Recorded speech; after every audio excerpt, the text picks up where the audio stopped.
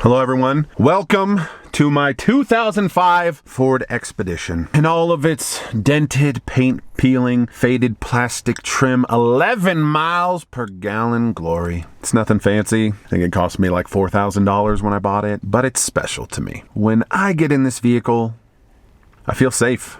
Not just because it's a giant monster and I can run people off the road. I would never do that. Who does that? Stop it. No one's doing that.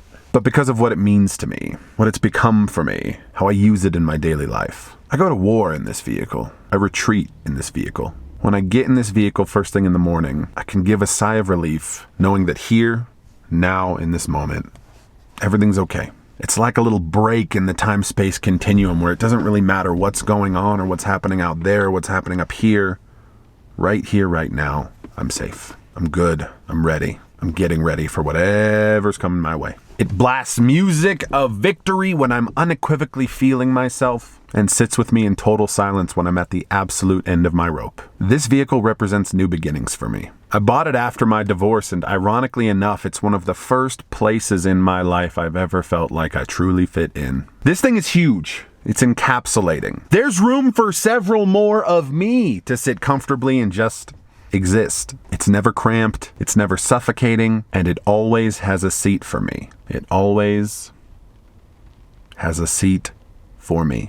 I'm parked in front of the house I grew up in. The house where my worst childhood traumas occurred, at least the ones I can remember. Where I heard the most vitriolic things spoken to my mom, my siblings, and me. Where my dad used to clean his gun at the dinner table while maniacally staring at my mother after an argument. The same place I was terrified to come back to after a day of being tormented by bullies at school. The same place where at 13 years of age I stared at a medicine cabinet full of bottles, full of pills, with the voice of the devil in my ear saying, "Just do it, it'll all be over soon."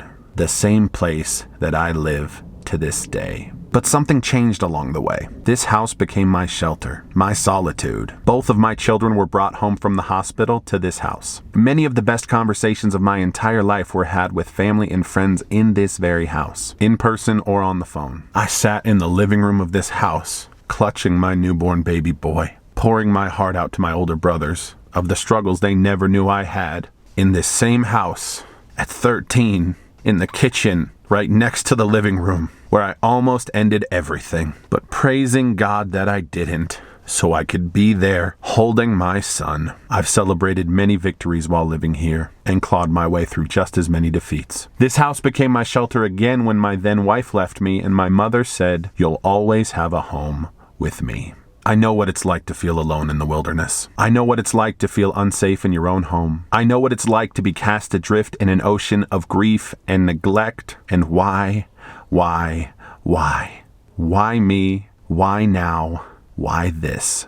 Why? And I know what it's like to need a safe place to call home. I am nowhere near the end of my journey. There are many more battles to lose and fight and lose and fight and lose and fight until I rise to victory. Many more times to fail and many more times to celebrate. But for now, I'm here in my safe place with my music and my prayer and my faith and all of you. To anyone close to me, near or far, family or friend, I always have room for you in my safe place. There is always a seat for you at my table, and this shotgun passenger seat is wide open. Just send up that SOS, and I'll be on my way.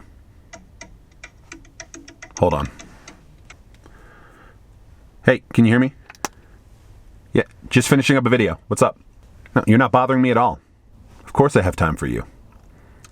I'll always have time for you. And I wanna sing, but I don't know what I sound like. I wanna believe,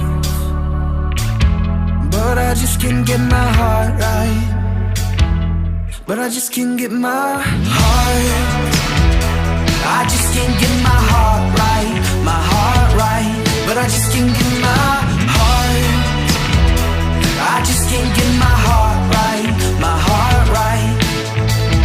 Okay, I know I've been doing like serious stuff and videos and whatnot lately, but you saw the beast, right? Okay, y'all saw the beast. You got the Expedition, the big bad Mamba Jamma, right? My baby, my safe place. Yeah, let's show you my daily driver, the 2008 Kia Rio. So tiny, so crappy, and the way I drive it, it only gets 27 miles to the gallon. But you know what? I also love this thing. It's not my safe place. If anything, it's a little dicey sometimes on the highway, but it gets me where I need to go. So you know what? I got my baby, and I got my peace. But this is just, this is what we do, y'all. We just live, okay? That's all.